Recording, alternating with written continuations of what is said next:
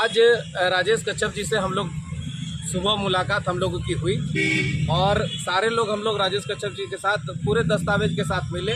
उन्होंने बातों को समझा भी कि नहीं, आपके साथ ये 10 वर्ष की जो ज्यादती आपके ऊपर लगाई जा रही है ये बिल्कुल गलत है।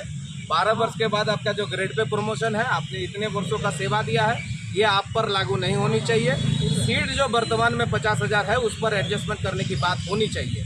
इस पहल के साथ हम लोग प्रोजेक्ट भवन पहुँचे। राजेश कच्छप जी ने हम लोगों को आश्वासन दिया था कि आप लोगों का आधिकारिक बैठक करेंगे। इसके अलावे भी हम लोग जब प्रदेश कमेटी की बैठक कर रहे थे, उस बैठक में भी हम लोग जाकर के सुप्रिया भट्टाचार्य जी से मिले थे। सुप्रिया दा भी जो है माननीय शिक्षा मंत्री जी को कॉल कर दिए थे। उनका भी कहना था कि आप उन लोगों को भेजिए, उन लोगों के साथ हम वार्ता कर रहे हैं। लेकिन आज सहायक अध्यापक संघर्ष मोर्चा के वार्ता के उपरांत जब हम लोगों की वार्ता करने की बारी आई, तब सारे लोग इन विषयों से पलट गए। यहाँ तक कि हमने माननीय दीपिका सिंह पांडे जी को भी कॉल किया, उनके माध्यम से भी शिक्षा मंत्री को जो है कॉल करने का प्रयास किया कि भाई आप जल्द से जल्द हमारी एक बैठक करा दीजिए। अभी तमाम पदाधिकारी है, लेकिन हम लोगों का जो ग्रीवांस है उन ग्रीवांस को सुना नहीं गया। अभी वर्तमान में जो रिकाउंसलिंग हो रहा है 203/2022 का LPA का, उसमें उच्च न्यायालय का न्यायाधीश का पालन बिल्कुल नहीं हो रहा है। इसमें भी विभाग और पदाधिकारी समझने के लिए तैयार नहीं है, सुनने के लिए तैयार नहीं है। 50,000 वर्तमान में सीट है, उस अभी 26,001 की जो बहाली निकली है, ये 3 सितंबर को क्या होगा नहीं होगा, इसका क्या आउटकम आएगा, इसकी भी कोई गारंटी नहीं है। हम लोग बार बार आग्रह करते रहे, हमारे तरफ से हम थे, मीना जी थी, हमारे मनोज कुमार शर्मा जी थे, तमाम लोगों ने बार बार मंत्री जी से आग्रह किए, दस्तावेज दिखा करके आग्रह किए। मंत्री जी ने कहा कि ये जो है हाउस का मैटर है, ये हाउस में जाएगा। लेकिन हम लोग बार बार समझाते रहे कि ये हाउस का मैटर नहीं है, ये कैबिनेट का मैटर है। और नियमावली में लिखा हुआ है कि इस नियमावली को धरातल पर पेश करने के लिए अगर इस पर कुछ संशोधन करने की आवश्यकता पड़ेगी तो उस पर संशोधन किया जा सकता है और वो इस नियमावली का अंग बनेगा। ये नियमावली में स्पष्ट है और ऐसा ये प्रथम बार नहीं है कि इस नियमावली में प्रथम बार संशोधन हो रहा है। हम लोग बार बार इस चीज़ को कर रहे हैं। आगे जाकर के यहाँ पर इस नियमावली में ये भी अंकित है कि जो जिलावार नियुक्ति होगी, इस बार स्टेट मेरिट बननी है और यहाँ पर ट्रांसफ़र को भी जो है बंद करके रखा हुआ है। आप ट्रांसफ़र मांग नहीं सकते, तो हमने ये भी कम से कम कहा कि भाई कम से कम आप ट्रांसफ़र तो कम से कम दे दीजिए हम लोगों को।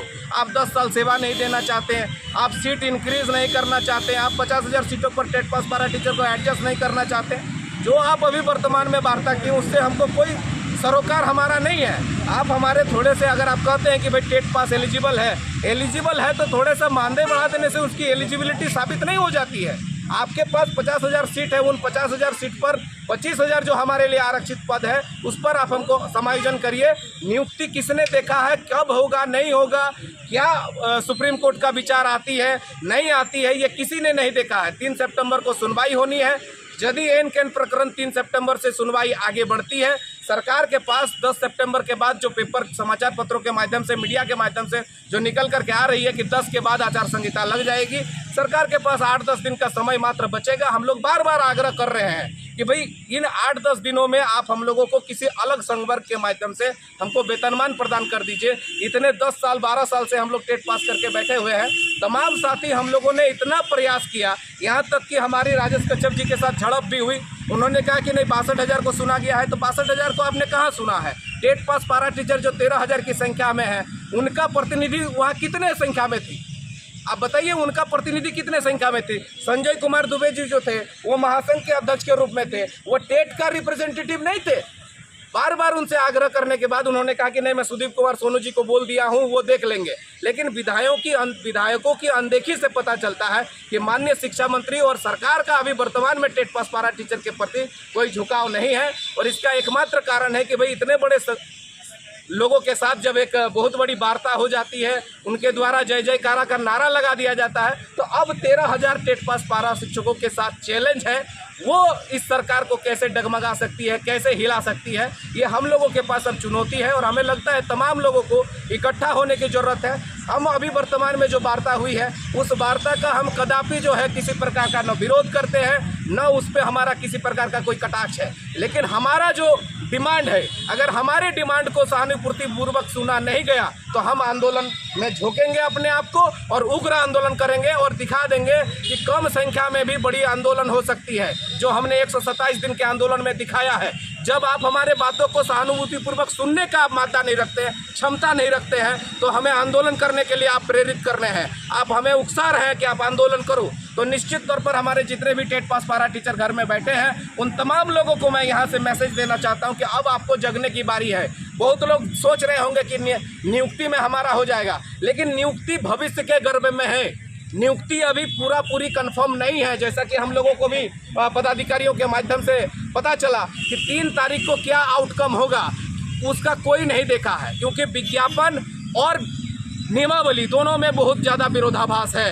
जिस तरीके से जेटेट जिस तरह से किया है वो उस प्रकार से लगता है कि इस नियुक्ति को जो है एकदम सुप्रीम कोर्ट के चंगुल में खा जाएगी। इसीलिए तमाम लोगों को हमें सजग होने की आवश्यकता है और एकजुटता के साथ, चाहे वो हमारे समन्वय धर्म के जितने भी साथी थे, है ना, उन सब साथियों को भी मैं इस वीडियो के माध्यम से संदेश देना चाहता हूँ कि ईगो को त्यागिए, आपसी प्रतिस्पर्धा को त्यागिए और हम साथ मिलकर के काम करने के लिए तैयार हैं। कदम से कदम मिलाकर के सभी लोगों को चलना है। हमारे मनोज शर्मा जी भी, जो दूसरे हमारे जो सहयोगी दल है उनसे मनोज शर्मा जी भी उपस्थित है, आप उनकी भी राय लीजिए। हम लोगों ने उनसे भी आज संपर्क किया कि हम लोग दोनों साथ में जाएंगे मिलने। जब हम जाएंगे, क्योंकि जो ये अंतिम जो क्षण था उस समय हम लोगों ने कहा कि अलग अलग हम लोग नहीं जाएंगे, हम सरकार को नहीं दिखाएंगे कि हम अलग हैं। भले किसी कारणवश हमने अपना अलग राह पकड़ा था, लेकिन सरकार के सामने, विभाग के सामने हम लोग एक होकर के अपने आप को रिप्रेजेंट किया है। इसमें मनोज शर्मा जी भी शामिल थे, उनके भी जो सहयोगी दल में जितने भी लोग हैं उनको भी अपील होगा कि एक बृहद बैठक करके अब हम लोगों की आगे की रणनीति